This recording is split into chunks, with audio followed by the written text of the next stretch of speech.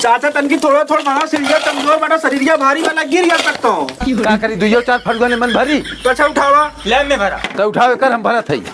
ओ चाचा दिवाली दुइये दिन बचल हो, मालिक आपकी छुट्टी ना दइए का? दिवाली आई है का? हाँ चाचा। कबत मालिक सफाई सफाई करवावत हैं। कहा चाचा बहन कुछ काम ना करा यार तो हम लोगन मालिक का बहनिया के लागे है कुल काम कर देव तोहार। कर की जल्दी करा। हे मालिक दुइये दिन दिवाली हो हमने छुट्टी ना देवे का घरे जाए बदे? अरे हाँ चाचा देखा दिवाली तो हम लोग के बोनस दे देती मिठाई देती आवत नीचे। हे जिंगन चला हो।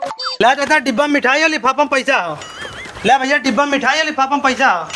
ले भैया डिब्बा में मिठाई और लिफाफा में पैसा हो। हाली हाली मालिक के काम तोने कराला बोनस मिठाई मिली के बाद हमने साँझे घरे निकल चली। ठीक चाचा। ए चाचा बहुत तेज प्यास लगल है, उठे मिठाइया खा के पानी पी लेवल जाए।